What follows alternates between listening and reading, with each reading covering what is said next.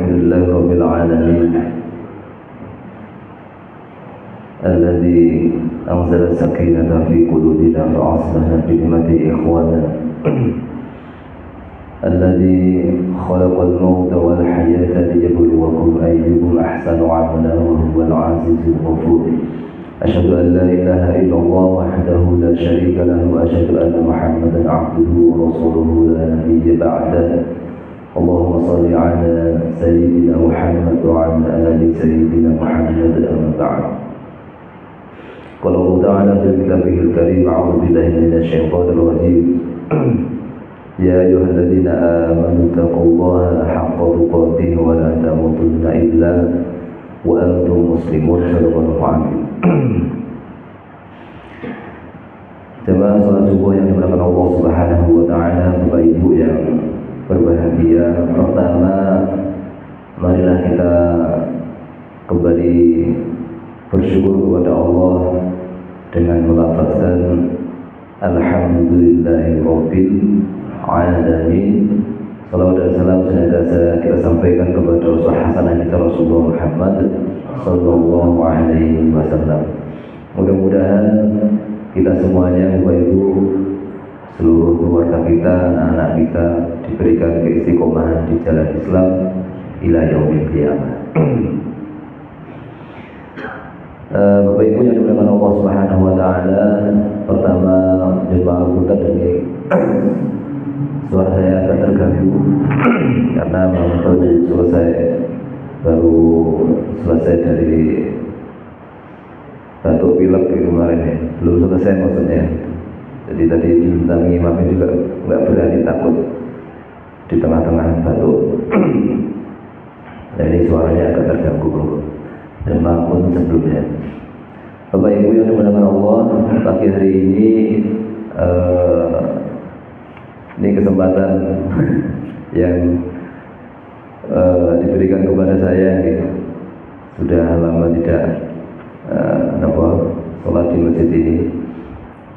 Dulu masih sering dengan Ustaz Basudi almarhum. Ya, mudah-mudahan beliau diberikan tempat yang terbaik di sisi Allah Subhanahu wa taala.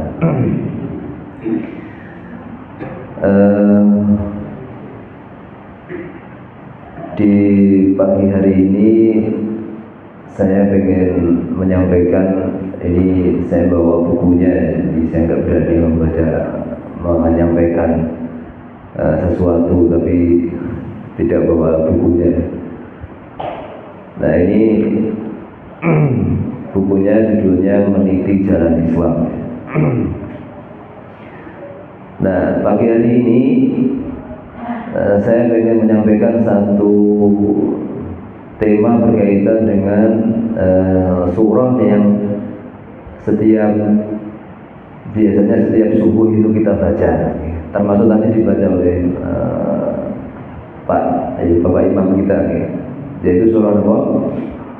Surah Al-A'la atau surah Sabbihis, ya, Sabbihis Rabbikal A'la. Ini surah yang termasuk Nabi sering membaca surah ini dalam sholat subuh dan juga sholat-sholat yang lainnya, termasuk sholat Id, ya, sholat Idul Fitri, Idul Adha. Ini biasanya pun apa? Sholat Sabbihis sama hal ataka hadithul ghasyiyah, biasanya ngoten. Nah, pagi hari ini kita akan mencoba untuk menyampaikan terkait dengan surah Al-A'la atau surah Al-A'la itu artinya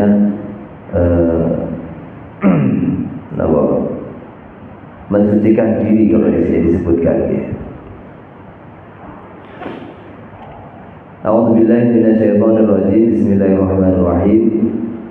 Sabbihisma rabbikal a'la alladzi khalaqa fasawwa walladzi qaddara fahada walladzi akhrajal mar'a faj'alahu ghusaa'an ahwa سنقرئك فلا تنسى إلا ما شاء الله إنه يعلم الجهر وما يخفى ونيسرك لليسرى فذكر إن نفعت الذكرى سيذكر من يخشى ويتجنبها الأشقى الذي يصلى النار الكبرى ثم لا يموت فيها ولا يحيا قد أفلح من تزكى وذكر اسم ربه فصلى بل تؤثرون الحياة الدنيا والآخرة خير وأبقى إن هذا لفي الصحف الأولى صحف إبراهيم وموسى. Jadi bacaannya adalah seperti itu. Surah Sabbihisma Rabbikal A'la. Surat ini termasuk surah Makkiyah. Surah Makkiyah itu surah yang turun di Mekah atau sebelum Rasulullah hijrah ke Madinah. Terdiri dari 19 ayat dan terletak pada urutan ke-87 di dalam Mushaf Al-Quran, ya, di juz 30, yang artinya bahwa yang maha tinggi, Al-A'la itu tinggi maksudnya itu.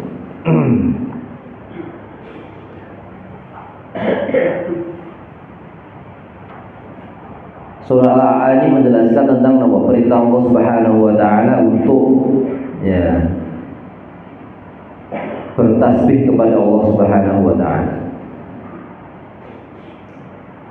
Termasuk di dalamnya nanti ada peringatan, ada keutamaan mensucikan diri, ya, dengan mengingat asma Allah Subhanahu wa taala. Sabbihisma rabbikal a'la, ya, sucikanlah nama Tuhanmu yang maha tinggi, ya. Allah Subhanahu wa taala memerintahkan kepada kita untuk bertasbih, ya. Baca tasbih ini kemudian berapa? Subhanallah, ya. Maha suci Allah Subhanahu wa taala, di mana tasbih itu menjadi bagian dari zikir, ya. Ibadah kepada Allah termasuk di dalamnya. Kemudian tunduk kepada kemuliaan Allah Subhanahu wa taala dan merasa tenang di bawah keagungannya dan kehendaknya. Tasbih itu selaras dengan keagungannya.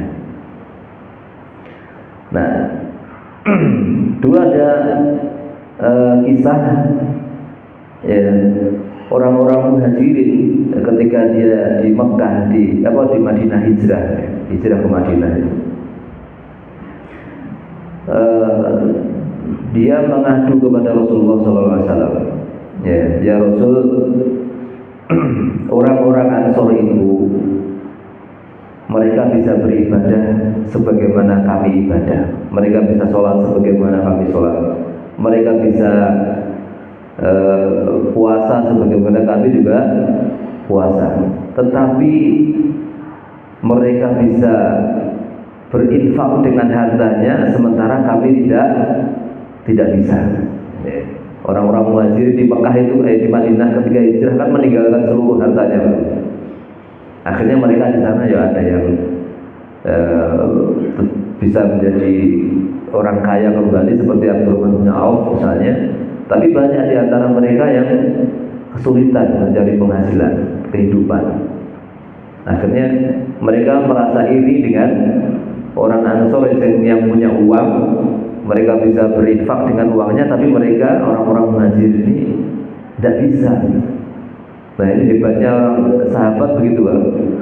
Hebatnya sahabat itu loh, kalau ada sahabat lain bisa beribadah, kok dia nggak bisa, ini gelisah, Pak.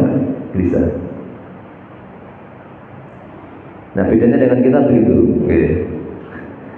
Ya, itu fastabiqul khairat, berlomba-lombanya para sahabat begitu. Maka kemudian Nabi yang merasa iba juga dengan orang-orang Muhajirin ini ya. Nah, maka kemudian Nabi mengatakan, maukah kalian aku berikan satu amalan, yang amalan ini bisa mengimbangi mereka gitu, bisa mengimbangi mereka yang bisa berinfak. Wah, senang gitu. Kemudian Rasul mengatakan, bacalah subhanallah ya, 33 kali, alhamdulillah 33 kali, dan Allahu Akbar 33 kali. Ada yang sebutkan riwayatnya begitu. Jadi subhanallah, alhamdulillah, Allahu Akbar setelah sholat biasanya gitu. Kan bisa kita membaca itu, maka itu pahalanya ini sebagaimana istilahnya bisa mengimbangi ya, mereka-mereka yang bisa berinfak dengan hartanya. Nah, maka tasbih ini sesuatu yang zikir yang luar biasa. Maka di dalam surat Sabbihis ini pertama langsung Allah perintahkan kepada kita, Sabbihisma rabbikal a'la. Kita diminta untuk mensucikan Allah Subhanahu wa taala, dan banyak surat yang mengawalinya itu dengan seperti itu. Ya. Yusabbihu lillahi ma fis samawati wal ardh, ya. Atau sabbaha lillahi ma fis samawati wal ardh wa ma fil ardh wa huwal azizul ghafur wa huwal azizul hakim. Surah As-Saff. Banyak ayat yang diawali dengan mensucikan Allah Subhanahu wa taala. Imam Qurtubi menjelaskan dalam tafsirnya bahwa disunahkan bagi yang membaca Sabbihisma rabbikal a'la itu agar sesudahnya membaca Subhana rabbiyal a'la. Ya. Ali bin Abi Thalib radhiyallahu anhu, beliau membaca dalam sholatnya Sabbihisma rabbikal a'la, kemudian berucap apa? Subhana rabbiyal a'la. Setelah selesai sholat, beliau ditanya, wahai ahlul mu'minin, apakah engkau menambahkan ini dalam Al-Quran? Kemudian Ali bertanya, bacaan yang mana? Ya. Kemudian Ali menyampaikan itu adalah bacaan Subhana rabbiyal a'la. Mereka bertanya itu yang bacaan Subhana rabbiyal a'la setelah Sabbihisma rabbikal a'la. Kemudian Ali menjawab, la innama umirna bi syai'in faqultuhu. Tidak, sesungguhnya kita hanya mengucapkan apa yang diperintahkan. Ya. Nah, perintah bertasbih itu dilanjutkan dengan ayat yang mengingatkan tentang kesempurnaan ciptaan Allah Subhanahu wa taala, sebagaimana ayat yang kedua. Jadi dalam riwayat itu disebutkan ketika membaca Sabbihisma rabbikal a'la, nah disunahkan Allah baca Subhana rabbiyal a'la. Tapi ini kan gak lazim kalau di kita nih, disalahkan ya. Habis membaca Sabbihisma rabbikal a'la, harusnya apa? Alladzi khalaqa fasawwa. Nah, sebelumnya membaca ya Subhana rabbiyal a'la. Nah, karena tidak biasa begitu ya, jangan dibaca ya, nanti disalahkan. Kecuali barangkali nanti bisa ketika sholat sendiri, nah, dipersilahkan, atau bahasanya mungkin dibatin gitu ya. Kemudian ayat yang berikutnya, nah, alladzi khalaqa fasawwa. Allah yang menciptakan lalu menyempurnakan penciptaannya. Alladzi khalaqa fasawwa. Jadi Allah yang menciptakan lalu menyempurnakan penciptaannya. Orang-orang yang beriman bertasbih atau mensucikan Allah Subhanahu wa taala karena menyadari bahwa Allah Subhanahu wa taala Maha sempurna. Kesempurnaan Allah itu terlihat jelas ya, saat menyaksikan begitu sempurnanya ciptaan-ciptaan Allah Subhanahu wa taala. Contohnya siapa? Manusia, gitu. Manusia ini kan, manusia itu adalah makhluk Allah yang paling sempurna. Gitu. Dalam surah apa itu? Surah At-Tin ya. Wat-tini waz-zaitun laqad khalaqnal insana fi ahsani taqwim. Ya. Sungguh aku telah menciptakan ya, kalian atau manusia itu sebaik-baik ciptaan. Fi ahsani taqwim. Menurut tafsir jalan lain, Allah Subhanahu wa taala menjadikan ciptaannya selaras dan serasi pada setiap bagian-bagiannya tanpa kerancuan dan kejanggalan. Ya, seluruh ciptaannya itu memiliki fungsi yang jelas dan selaras dengan kegunaannya. Contoh, rambut gunanya untuk menutupi dan melindungi kulit kepala. Bulu hidung gunanya untuk apa Pak? Bulu hidung ampun dicabuti loh Pak. Nah, bulu hidung itu gunanya untuk menyaring, ya, fungsinya itu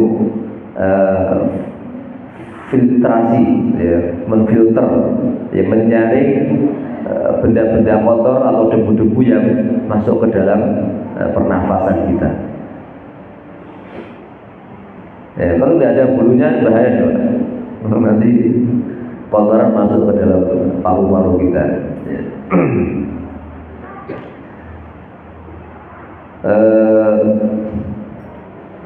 Termasuk apa Pak? Termasuk gigi. Ya. Jadi gigi kita itu ada macam-macam. Ada gigi taring. Ya, gunanya untuk apa? Mengerat. Ya. Makanya orang binatang yang makanannya daging itu dia pasti punya taring. Kita pun ada taringnya, Pak. Jangan lihat. Gigi kita itu yang paling lancip itu adalah taring. Nah, gunanya apa? Mengerat benda-benda atau makanan-makanan yang rotok atos atau ulet itu biasanya pakai gigi taring. Atau buka tutup yang agak keras ya. Termasuk apa? Buka plastik. Plastik rotok ulet pakai gigi taring biasanya gitu. Ada gigi taring, ada gigi geraham. Geraham fungsinya untuk mengunyah. Ya. Kemudian apa, gigi seri depan ya. Gunanya itu apa gigi seri itu Pak? Ya. Masing-masing punya giginya itu masing-masing punya fungsi sendiri-sendiri. Itu luar biasa. Kita tidak bisa membayangkan kalau kemudian semua gigi ini adalah gigi taring, nggak bisa makan gitu, nggak bisa makan nasi, ya. Karena semua taring lancip gitu, nggak bisa mengunyah. Atau semua itu gigi seri, ya sama aja. Dan maka ini ciptaan Allah yang luar biasa.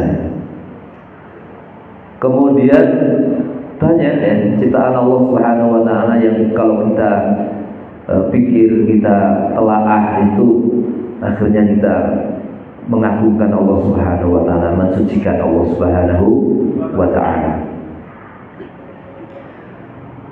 Begitu juga bagian-bagian tubuh yang lain yang saling menopang satu dengan yang lainnya. Ya. Alladzi khalaqa fasawwa. Kemudian ayat yang berikutnya walladzi qaddara fahada. dan yang menentukan kadar masing-masing dan memberi petunjuk. Walladzi qaddara fahada, ya, menentukan kadarnya masing-masing, ukurannya, dan memberikan petunjuk. Menurut Imam Qurtubi dalam tafsirnya, kesempurnaan ciptaan Allah Subhanahu wa taala itu karena diciptakan sesuai dengan ukuran masing-masing, kadarnya masing-masing. Kadar rambut di kepala berbeda dengan kadar rambut di alis, kelopak mata, dan di lubang hidung yang ada di dalam tubuh manusia. Kadarnya beda, ya. Termasuk nih, kalau kita bayangkan rambut bulu alis ini, kalau sama dengan rambut kepala bahaya, gitu. Alisnya bisa panjang gitu, tutupi kepala, tutupi mata kita. Tumbuhnya juga sama, gitu. Makanya kalau rambut itu kan setiap saat kita potong, gitu. Karena kalau dipotong itu terlalu. Coba kalau bulu alis itu pertumbuhannya secepat rambut, itu bahaya, ya. Setiap saat kita potong bulu alis. Makanya masing-masing punya sesuai dengan kadarnya, ya. Khusus kepada manusia, bukan hanya menentukan kadar penciptaannya, baik wajahnya, bentuk tubuhnya, rasnya, dan lainnya, tetapi juga takdir hidupnya, ya. Termasuk apa rezekinya, masing-masing sudah diukur oleh Allah Subhanahu wa taala. Makanya dulu ketika kita diciptakan oleh Allah Subhanahu wa taala pada usia 40 hari yang ketiga, ya, 40 hari yang ketiga atau 4 bulan kalau dalam usia kandungan seorang ibu niku, itu ditiupkan ruh di dalamnya ketika 4 bulan itu. Maka ibu-ibu itu kalau hamil, kok belum 4 bulan itu nggak ada pergerakan, ya, karena memang belum ditiupkan ruh di situ, belum ada pergerakan. Kalau sudah 4 bulan, nah baru mulai bergerak, ya. Kakinya, ya, sudah mulai tendang-tendang. Nah pada usia 4 bulan itu ditiupkan ruh. Nah ketika ditiupkan ruh itu ditetapkan takdirnya, ya, beberapa, termasuk rezekinya, 4 takdir, rezekinya, jodohnya, apalagi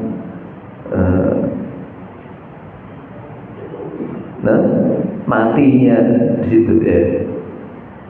Kemudian apa? Bahagia atau sengsaranya, itu takdir hidupnya begitu. Allah Subhanahu wa taala juga memberikan petunjuk ke jalan yang lurus, ya. Sebagaimana yang difirmankan oleh Allah Subhanahu wa taala di dalam surah Thaha ayat 50. A'ta kulla syai'in khalqahu thumma hada, ya. Dalam surah Thaha, yaitu Allah yang telah memberikan bentuk kejadian kepada segala sesuatu, kemudian memberinya petunjuk, ya.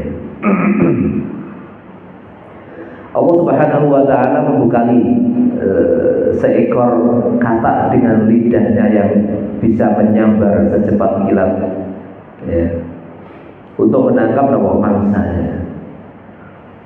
Ada ikan itu, ya, kalau dalam di YouTube atau di televisi itu ada ikan itu yang makanannya adalah serangga, ya. Padahal serangga itu hidupnya tidak di air, tapi di pohon, di daun-daun, di atas, di pohon.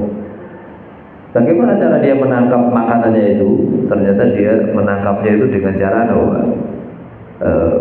bahasa kita itu menyemburkan air, gitu. Jadi dia ikannya itu dari dalam air, kemudian di mulutnya itu ada kayak digumpal airnya itu, kemudian ditembakkan ke mangsa yang ada di atasnya, yang bergelantungan di daun, ditembak dus, gitu. Jadi airnya itu kayak tembakan, kalau kita tembakan air itu, ya, terap. Nah kemudian kena dan dia jatuh, baru kemudian dimakan. Kan luar biasa. Makanya dulu termasuk apa cicak, Pak. Cicak itu menempel di dinding, tetapi makanannya yang terbang, Pak. Makanan-makanan dari binatang-binatang yang terbang, nyamuk, lalat, masuk laron. Kalau dibayangkan, ini cicak itu hidupnya di dinding, tapi makanannya berterbangan, bicaranya. Ya itulah Allah sudah mengatur semuanya. Makanya dulu orang tua kita itu menciptakan lagu cicak-cicak di dinding itu luar biasa. Ya, cicak-cicak di dinding diam-diam merayap. Terus datang seekor nyamuk, ya kan. Nah, makanannya bukan dia yang mencari, tapi apa? Nyamuk yang datang. Datang seekor nyamuk, nah baru ditangkap ya. Jadi yang paling penting itu apa? Ketika kita mencari rezeki itu yang paling penting kita itu mau bergerak, merayap gitu. Kalau cicak itu gini merayap, jangan diem. Ya. Kalau cicak itu nggak mau merayap, dia diem aja, ya makanannya nggak datang gitu. Ya, maka dia harus merayap, mencari, merayap di dekat lampu, kan banyak ya. Nyamuk-nyamuk atau binatang-binatang yang berterbangan kan senengannya lampu-lampu kayak gitu. Nah kalau dia cicak nggak bergerak, dia nggak dapat makan, nyamuknya nggak mau datang. Nah ini pelajaran bagi kita. Jadi kita itu kalau pengen dapat rezeki ya harus bergerak, harus berusaha. Nah kalau bicara rezeki tadi kita akan bicara takdir ya, panjang itu, apalagi kalau kita pernah Imam Malik sama Imam Syafi'i itu berdebat masalah takdir. Nah, panjang ceritanya. Allah Subhanahu wa taala tadi ya cumi-cumi misalnya mengeluarkan senjata tinta hitamnya saat dikejar dan terancam ya menjadi mangsa hewan lainnya. Bunglon bisa berubah warnanya ya. Maka kalau ada seperti manusia seperti bunglon ya, bisa berubah warna ya. Banyak ya. Dan banyak lagi yang bisa dieksplorasi ya. Bagaimana kemudian ciptaan Allah Subhanahu wa taala begitu luar biasanya. Ayat berikutnya walladzi akhrajal mar'an ya. Yaitu Allah Subhanahu wa taala yang menumbuhkan ya rerumputan dan yang menumbuhkan rerumputan mar'an. Ini adalah hidayah secara umum yang intinya Allah Subhanahu wa taala ya memberi petunjuk kepada setiap makhluknya untuk kemaslahatan hidupnya. Karena itu Allah Subhanahu wa taala mengingatkan salah satu nikmat duniawi ya.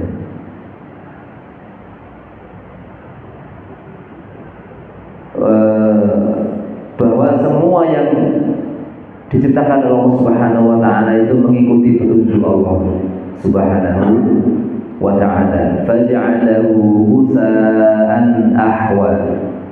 Lalu dijadikannya rumput-rumput itu kering kehitam-hitaman ya.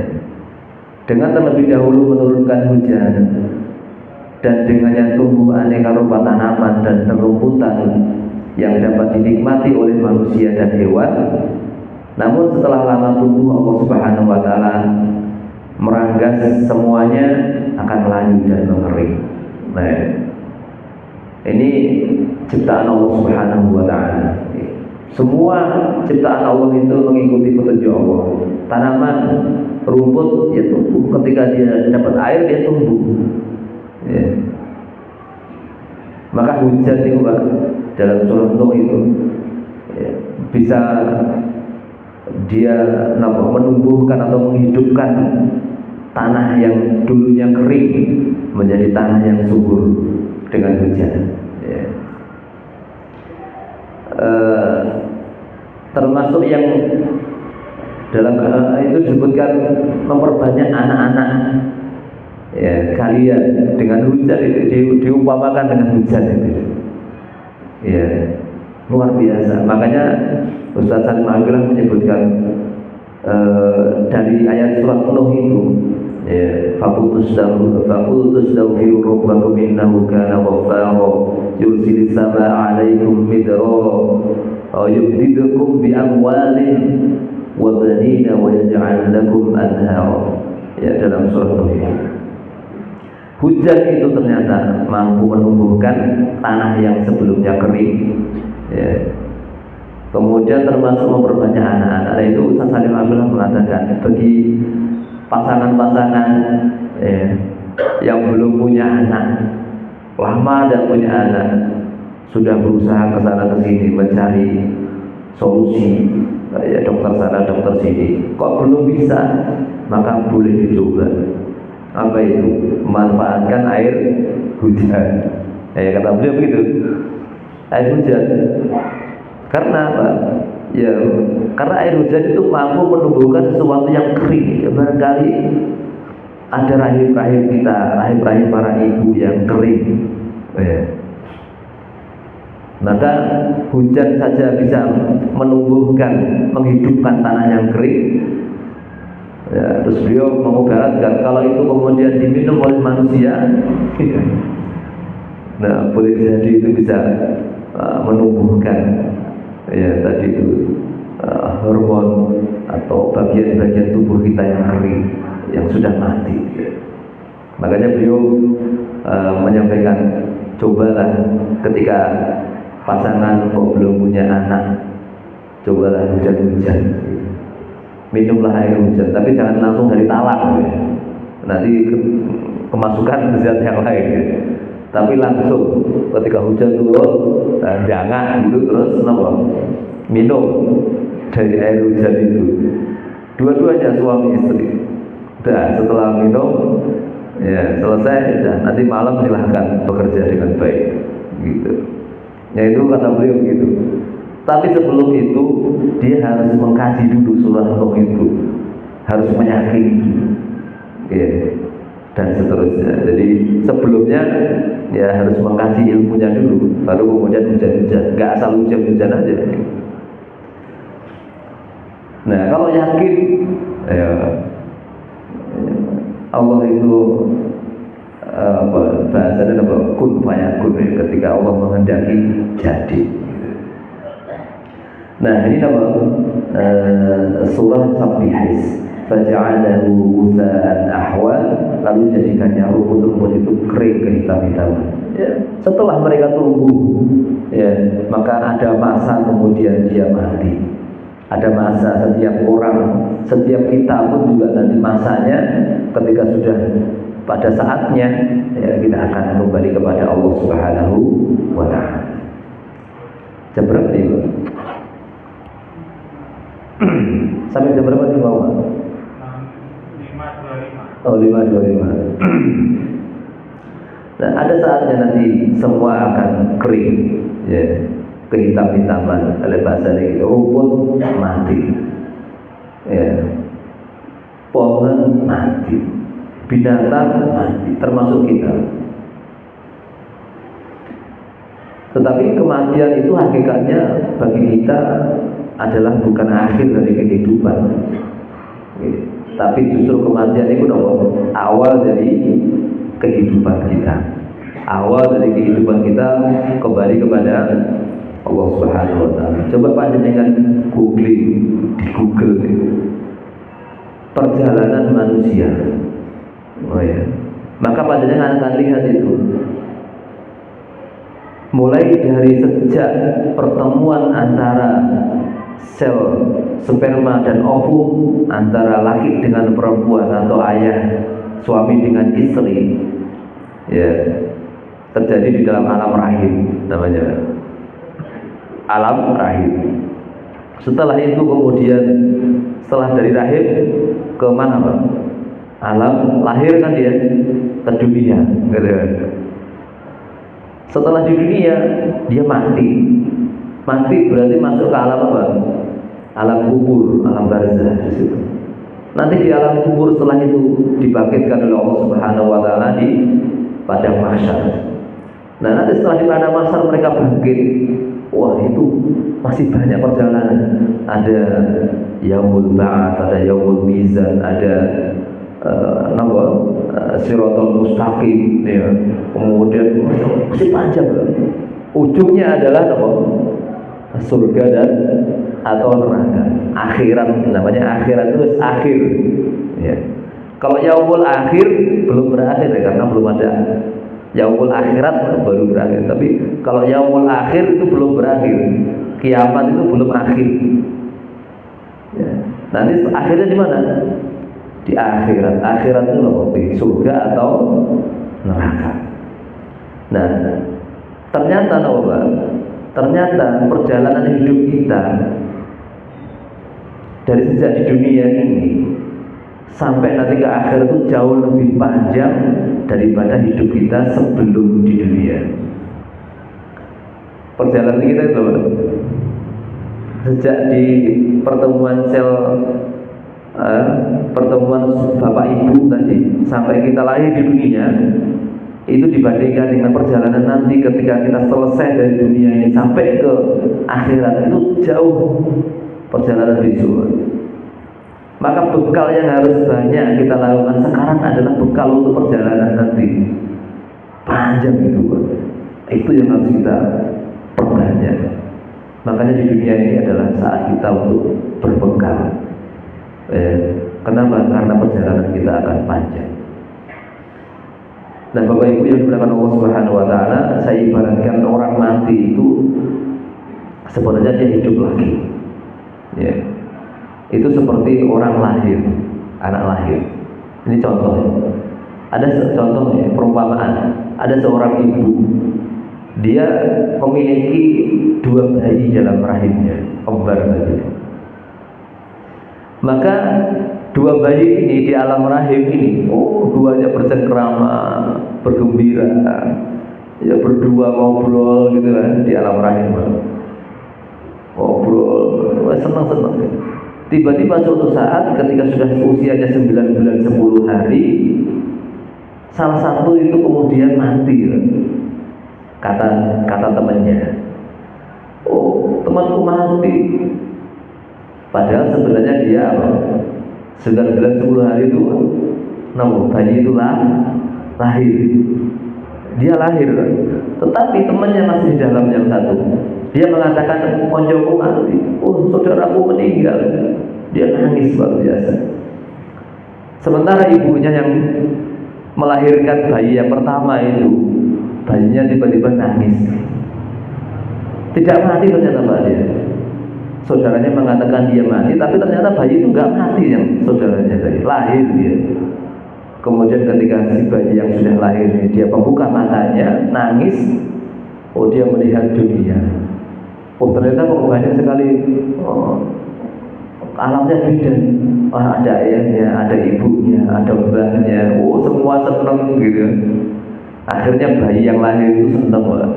Awalnya nangis, setelah itu senang dia. Hidup di alam dunia. Saudaranya masih di dalam alam lahir. Ya. Maka kita mati itu seperti itu, ya. Kita besok mati itu seperti bayi yang lahir tadi itu. Saudara kita meninggal, kita menangis. Sementara saudara kita yang meninggal itu hakikatnya ketika dia sudah dimasukkan ke liang lahat, bahkan ketika dia meninggal itu dia sebenarnya nggak meninggal, karena dia bisa menyaksikan siapa-siapa yang mendoakan dia, yang mengafani dia, yang mengangkat dia ke kuburan, dia tahu. Apalagi kalau sudah di kuburan, kemudian sudah kita tinggalkan kuburan, kita sudah pulang, datang 2 malaikat, Munkar dan Nakir, menanyai orang yang meninggal itu. Artinya apa? Ternyata orang yang meninggal itu nggak mati, tapi dia hidup di alamnya, alam berikutnya. Nyatanya dia didatangi malaikat Munkar Nakir, kan berarti ditaponi, berarti kan dia hidup. Ya. Setelah itu dia merasakan bagaimana nikmatnya dan bagaimana sengsaranya di dalam alam kubur. Sebagaimana bayi tadi, ketika dia lahir, dia mati dari alam rahimnya, ternyata dia lahir di alam dunia. Nah, tinggal dia di dunia bertemu dengan siapa? Dengan orang tua yang sayang kepadanya, yang memelihara dengan baik, menyusui dengan. Tapi ketika si bayi itu lahir, ternyata dia menemukan orang tuanya jahat luar biasa, bahkan dia mau membunuhnya. Apa gitu? Itu kalau kita lihat data di dinas sosial itu, betapa banyak anak-anak yang kehilangan orang tuanya atau ditelantarkan oleh orang tuanya. Alhamdulillah. Ya. Nah ini hakikat kematian begitu Pak. Jadi kita besok mati itu sebenarnya kita hidup di alam berikutnya. Maka bekal kita besok itu yang paling kita siapkan dari sekarang. Ya. Faja'alahu husa'an ahwa. Ini ayat yang kelima. Ada berapa tadi Pak? 19 ayat. Yang kelima ini. Nah, ayat berikutnya nanti secukupnya gitu. Ayat yang berikutnya ini berisi nama perintah untuk memberi peringatan. Sanuqri'uka fala tansa. Sanuq ada qalqalah itu bukan sekedar sanuqri'uka tapi sanuq ada qalqalah yang harus dimunculkan huruf qaf. Sanuqri'uka fala tansa. Kami akan membacakan Al-Quran kepadamu Muhammad sehingga engkau tidak akan lupa. Sanuqri'uka fala tansa. Allah Subhanahu wa taala membacakan Al-Quran kepada Rasulullah sallallahu alaihi wasallam dengan bacaan yang tidak akan dilupakan Rasulullah sallallahu alaihi wasallam kecuali atas kehendak Allah Subhanahu wa taala. Karena ada hikmah dan maslahat yang dikehendaki oleh Allah Subhanahu wa taala. Al-Quran adalah az-zikr, pengingat, yang mengingat dan yang mengingatkan. Ya, sebagaimana firman Allah dalam surat Al-Hijr ayat 9, Inna nahnu nazzalna dzikra wa inna lahu lahafidhun. Sesungguhnya kamilah yang menurunkan az-zikr atau Al-Quran ini dan pasti kami pula yang memeliharanya. Jadi Allah menurunkan Al-Quran, Allah juga yang menjaganya, memeliharanya.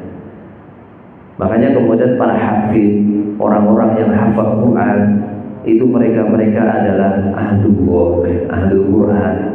Itu adalah keluarganya Allah. Kenapa? Karena mereka yang menjaga Al-Quran ini. Makanya anak-anak kita yang punya anak dimotivasi untuk bisa menjadi ahli Quran. Salah satunya yang menghafal Al-Quran. Ya. Karena itu membaca Al-Quran juga termasuk zikir kepada Allah. Dalam surah illa masya Allah, dalam surah ayat berikutnya gitu. Illa masya Allah innahu ya'lamul jahra wa ma yakhfa. Ayat yang ke-7. Jadi Al-Quran ini termasuk zikir kepada Allah Subhanahu wa ta'ala. Makanya dulu ketika Nabi SAW mendapatkan Al-Quran melalui malaikat Jibril. Ini salah satu hal yang penting Pak, ketika kita belajar Al-Quran. Jadi ketika Nabi mendapatkan datang Jibril untuk mengajarkan Al-Quran kepada Nabi, di awal-awal itu Nabi itu karena saking senangnya Jibril datang ya mengajarkan Al-Quran kepada beliau, itu beliau saking senangnya itu ketika Jibril membaca itu Nabi langsung mengikuti. Ya, Iqra bismi rabbikal ladzi khalaq. Langsung ikuti Nabi. Langsung cepat-cepat.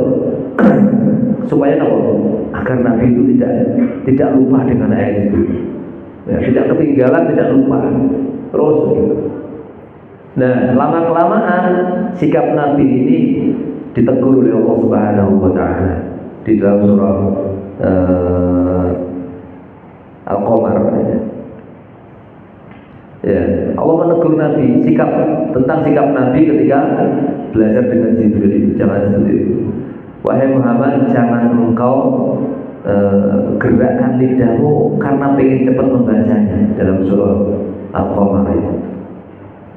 Ya, tetapi akulah yang akan memasukkan itu ke dalam dadamu, dan aku yang akan membuatmu itu pandai membacanya, gitu. Jadi sikap Nabi yang ini Pak, pengen dan cepat iso, itu ternyata ditegur oleh Allah ketika belajar Quran. Ditegur oleh Allah, jangan seperti sikapnya. Tetapi kenapa? Karena Allah yang akan menancapkan itu dalam dadamu, dan Allah yang akan membuatmu itu pandai membacanya. Jadi kamu bisa lancar itu bukan karena kamu, tapi apa? Karena Allah. Makanya apa? Ketika ayat ini turun, kemudian sikap Nabi kepada Jibril berbeda setelah itu. Dalam tafsirnya Ibnu Katsir sebutkan, awalnya Nabi itu ketika Jibril datang itu bahasanya itu dangak gitu. Karena Nabi itu pengen mengikuti setiap ayatnya, tidak pengen ketinggalan cara membacanya bagaimana dan seterusnya. Tapi kemudian ditegur oleh Allah. Setelah itu ketika Jibril datang, sikap Nabi itu tidak lagi pengen cepat-cepat, tapi beliau nunduk mendengarkan Jibril baca setiap ayatnya, didengarkan. Setelah selesai, kemudian Jibril pergi, baru kemudian Nabi murojaah. Setelah itu Nabi murojaah. Apa yang dibaca Jibril dibaca kembali oleh Nabi di murojaah. Nah, dari sini Bapak Ibu, ini menjadi sikap kita ketika belajar Quran. Jadi kalau orang mau belajar Quran, aku pengen cepat iso. Kalau saat ini gak cocok lah, saat ini kesuwen diajari Iqra, kesuwen, pengen cepat iso.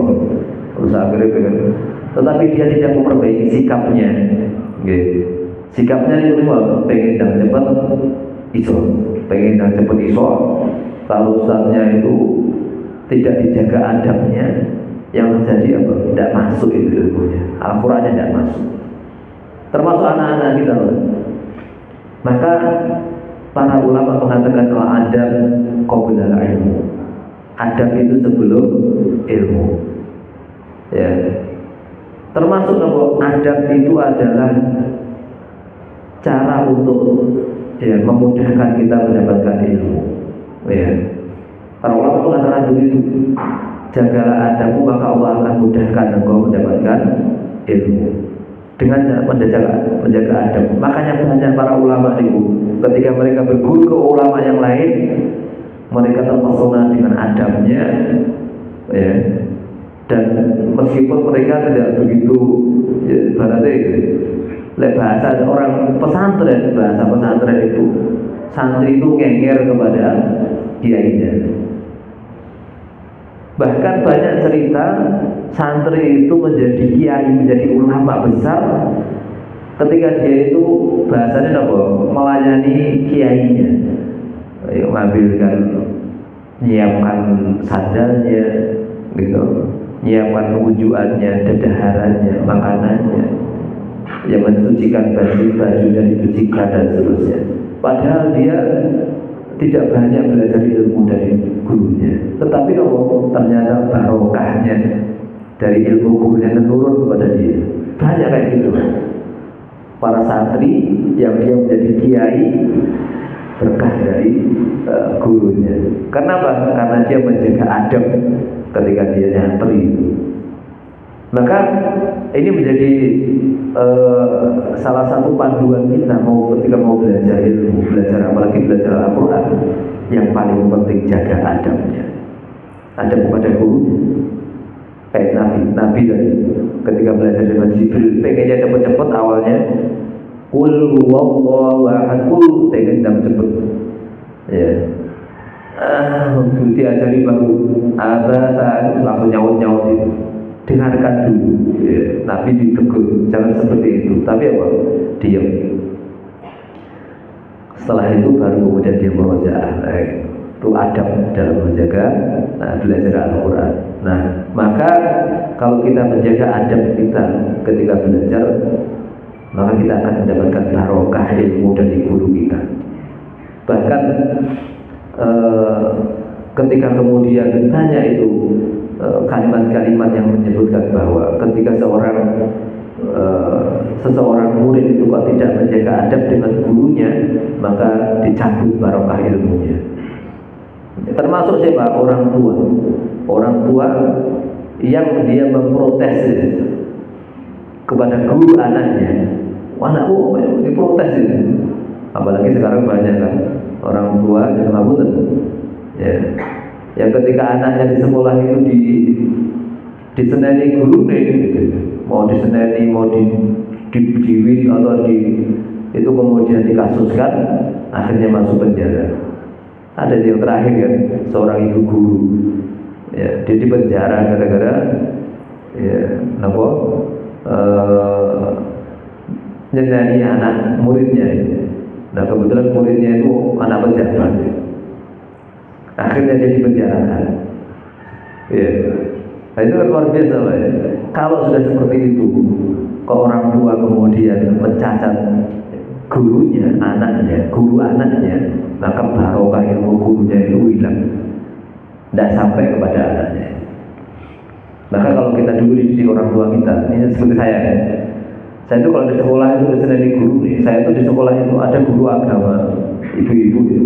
Kalau dia ada muridnya itu jiwit, cuy, anak woro. Ada lagi namanya Pak Bernanda. Itu kalau jiwit itu naik buku itu, cuy itu. Tapi itu semua perlakuan itu ketika disampaikan ke ayah saya malah marahi saya. Lah kamu apa ini? Malah saya dimarahi orang tua juga. Di sekolah sudah seperti itu, tapi sampai di rumah orang tua malah menyalahkan saya. Dan itu sebenarnya didikan orang tua itu mereka tidak menyalahkan gurunya. Kalau kamu seperti itu berarti kamu yang salah. Akhirnya kita yang dibenarkan, kita yang dinasihati orang tua kita. Jangan seperti itu dengan gurumu, harus tunduk, patuh, kayak gitu ya. Beda dengan saya orang tua sekarang ya. Dia lapor ke kepala sekolah, ini anak saya ini di rumah tidak pernah saya jiwit, tidak pernah saya pukul, tapi kok di sekolah dia dijiwit, dia dipukul. Ya, gitu. Ya, kata lagi. Nah ini, kalau sudah seperti itu orang tua protes ke sekolah, itu barokah ilmu gurunya dicabut. Nah, Bapak Ibu yang dimuliakan Allah Subhanahu Wa Taala, sudah jam lebih dari tadi. Ini masih panjang, ini baru ayat yang ke-7. Ya, yang mudah-mudahan apa yang kita sampaikan pagi hari ini menjadi ilmu buat kita semuanya. Kalau sesuatu itu jadi ilmu itu berarti masuk dalam diri kita dan kemudian itu sudah kita amalkan. Jadi ilmu, tapi kalau hanya sekedar pengetahuan ya jadi ilmu pengetahuan saja. Ya. Kalau sudah jadi ilmu, maka dia akan jadi cahaya. Al-ilmu nurun. Jadi ilmu itu kalau sudah diamalkan, dia menjadi cahaya. Dia akan menuntun kita. Nah, Bapak Ibu yang dimuliakan Allah Subhanahu Wa Taala, barangkali itu yang bisa saya sampaikan. Tidak bisa semuanya karena keterbatasan waktu. Kurang lebihnya saya mohon maaf. Billahi taufiq wal hidayah. Wassalamualaikum warahmatullahi wabarakatuh. Saya bukan kajian tafsir surat Al-An'am yang sampai ayat 7. Banyak hal yang disampaikan, di antaranya adalah perjalanan akhirat itu lebih lama, sangat lama. Ya, kita di dunianya sebentar. Kita tahu di alam kubur saja yang sudah meninggal lama sekali, ribuan tahun yang lalu, atau mungkin bapak kita sudah berapa tahun, lama sekali menunggu yaumul akhir. Ya, ini monggo saya ngajak ada sebenarnya semua jamaah Masjid Al-Akbar untuk mempersiapkan bekal kita menuju akhirat yang lama sekali. Ya. Mengatakan nanti setelah kita menjalankan sholat Isra lanjut sarapan. Mengatakan waktu monggo kita akhiri kajian pada pagi hari ini dengan membaca hamdalah dan doa kafaratul majelis. Alhamdulillahirabbil alamin. Subhanallahumma wa bihamdika asyhadu an la ilaha illa anta astaghfiruka wa atubu ilaik. Assalamualaikum warahmatullahi wabarakatuh.